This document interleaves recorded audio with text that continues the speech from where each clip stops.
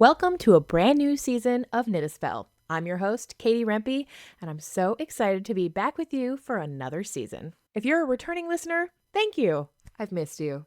And if you're brand new to the podcast, hello and welcome. I hope you enjoy my cozy little corner where fiber arts meets magic. Every season of Knit a Spell explores a different theme that connects creativity, intuition, and the power of making.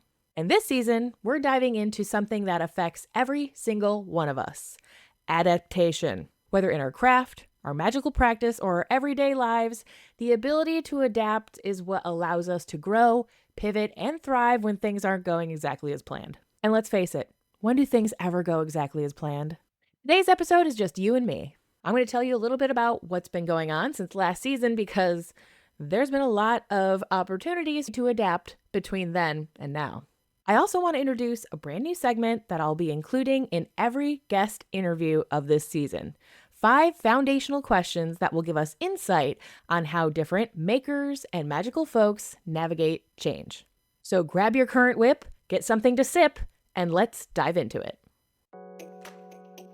Light from Lantern presents Knit a Spell. I'm your host, Katie Rempe, designer, knit witch, and your companion in this magical making podcast.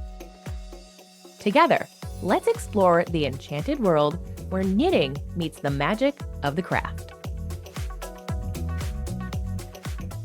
So, why adaptation? Why did I choose this to focus on this season? Well, in case you haven't heard, I moved. I packed up my life in Seattle and relocated to Florida, which, as you can imagine, has been a massive shift. And when I say massive shift, I mean like in every way: climate, community, routines, even the way I interact with my craft. Because knitting a woolly garment in a humid subtropical climate requires a little bit of rethinking. This move is really what got me thinking about adapting as a whole.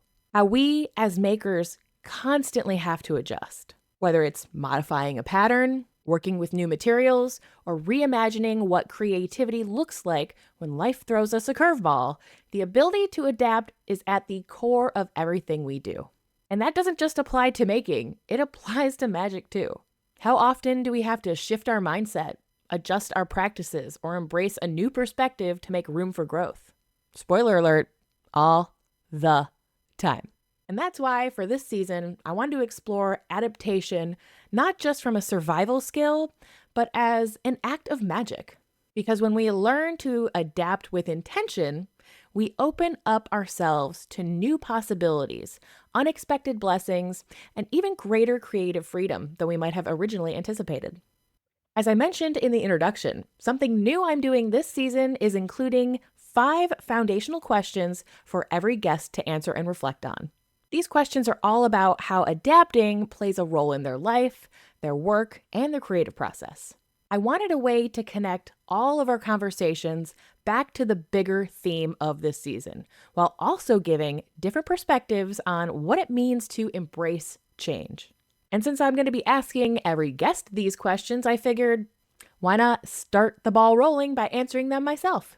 That way, you get to hear my take before we dive into all of the amazing guests that I have lined up for this season. And let me tell you, I have some fabulous people coming on. Some familiar faces, some brand new, all wonderful. And so without any further ado, let's jump into our 5 questions. These are great opportunities for you also to reflect on what your answers might be, by the way. Question number 1. Does adapting come easily to you? If you've been a longtime listener or watcher of this podcast, you probably have a notion that I am a big planner. I produce all of this podcast. I'm a designer. I used to be a creative director at Skacel, so planning is key for things to actually progress. That being said, life has taught me over and over that the best things happen when I let go of the concrete expectations and allow myself to flow with the changes. This move to Florida is the perfect example. This was not something I had anticipated doing 1 year ago. But once I allowed myself to be open to it, I realized it was exactly what I and my family needed. So while adapting hasn't always come supernaturally to me, not supernaturally, but super naturally, I'm learning to embrace it as part of living a magical lifestyle. Because sometimes better things happen than you would have expected or planned for, if you're open to it. My second question is, are there specific tools, rituals, or techniques that help me stay flexible when challenges arise? One of my favorite tools for reflection is tarot. Whenever I feel stuck or resistant to change, I pull cards to help reveal useful information. And I always ask them to be obvious, like really blunt. And sometimes I don't like the answer. I'll have a gut reaction that I just want to ignore the card that I pulled and try to pull something more positive. But that is always a telltale sign that the first card is actually correct, and there can be opportunities, even if it's a seemingly negative card, if you're just willing to not be so reactive to it. I did ask the cards to be blunt after all. I've also started doing dream journaling. My mind is always going in my waking life, and I've found that my dreams will often reflect back scenarios and creative opportunities that maybe I've been dancing around in my waking life, but upon actually sleeping, it will bring up the most important aspects for me to think about. And these dreams don't always make sense, which is why keeping a journal of the symbols and the signs and the situations that keep coming up is really helpful to look back on over time. You can see those repeating patterns. But sometimes, like the tarot cards, they can be very direct. And then, of course, there's always knitting. The act of knitting, especially something really repetitive, allows my mind to calm down, my energy to center, and that makes it easier to navigate change and allow the subtle intuition to come through. Then you can act on it instead of reacting to whatever the situation might be. The third question is there a time when an unexpected change in a project actually led to an outcome that was better than originally planned? I think most creative people will probably say yes to this. Specifically, my Hex Cloth comes to mind. I initially didn't even plan for this to become a pattern and be available to other people. It was a project just to keep my hands busy and my mind occupied in a time of high stress. I knit it and didn't really make any notes. But then when it was finished, I was like, oh, this is really cool, and I kept coming up with ideas on how to use it. So something that started out as being a throwaway project just for fun quickly became something that I thought I could utilize in many ways, not just as a pattern, but as a teaching tool, a divination guide, and it's just really pretty. I know I keep saying this, but the pattern will be available soon. I'm just making one more sample to ensure everything works out smoothly, and I'm making sure to do it in a yarn that people can get. This is Toil and Trouble, that's the brand. It is dyed by Anna Campos from Circle of Stitches, so you'll hear more about that in a future episode. This color is Kelpie, and the yarn is Cadence, and this is their worsted weight yarn.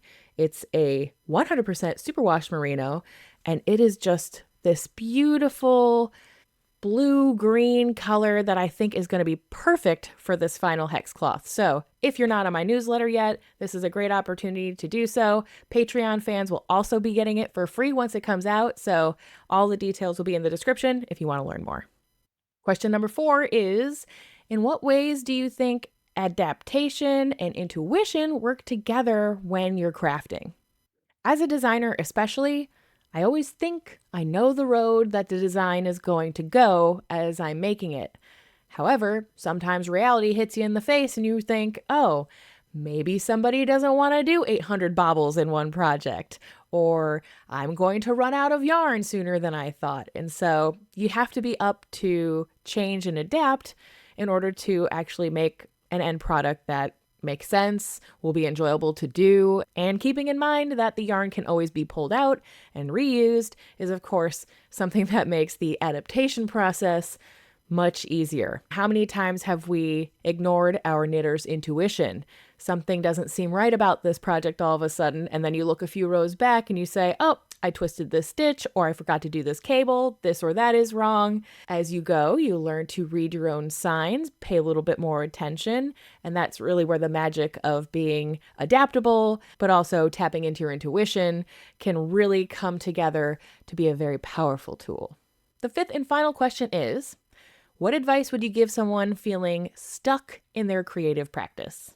Well, number 1, You don't have to probably be doing whatever your creative practice is. As soon, at least for me, as you think, I have to be doing this, I must get this product finished, a lot of times that's when a self-imposed boundary comes up and then you seize up creatively and are unable to do things. So reminding yourself to take the pressure off, give yourself some grace, maybe put that creative project aside for a while, come back to it in a day, a week, a month, a year, or more. You could see it with brand new eyes just by having some time away from it. When I was in college for fashion design, I would often be sewing a project and think, I hate the way this is coming out. And then I would leave for the night and come back and look at it with fresh eyes and be like, I love this. This was so great. I'm so impressed that I made this. Another thing that I'll do sometimes to whip up that creative energy around a certain practice again is learn an adjacent skill. So if you're a knitter and you're kind of feeling a little bit burnt out on that, maybe learn how to crochet because that still uses most of the same tools, yarn especially, and it can offer you a way to enhance the skill that you already know, like knitting, with new little flourishes that will make that craft feel new again. Even if you don't end up becoming an extraordinary crocheter or whatever the complementary craft might be, they can still inspire your original one just by, again, taking your mind off of it for a little bit. If you have suggestions on what helps you get back into your creative flow, I'd love for you to drop them in the comments. And so those are the 5 foundational questions that I'm looking forward to having all of our guests this season answer. The questions might be the same, but the answers are guaranteed to be unique through each guest. As we close up this first episode of the season, I also want to give you a little bit of an update on the Knit a Spell Patreon. The weekly after shows will be continuing, so if you want a little bit extra of the Knit a Spell podcast each week, now the after show will be on Fridays. So our main episode airs on Wednesday, and then Friday you can look forward to rolling into the weekend with a little bit extra from me and my guests. Patreon members can also submit questions to be asked to future guests. And a newly added benefit this season. Every week, I'm going to be having a complimentary coloring page come out on Mondays before the episode. So Monday, you'll get a little teaser of the episode by way of the coloring page. Wednesday will be the main episode. And then on Friday, we'll have the after show. These coloring pages are a great way to fill the time between Monday and Tuesday before the episode, or you can wait and color it in while you're watching or listening to the episode on Wednesday. I've also made them easy to print out, or you can choose your favorite app and color it digitally instead. And I'd love to see your finished pieces. So be sure to tag Knit a Spell on Instagram, or you can send a photo to knitaspellpodcast@gmail.com.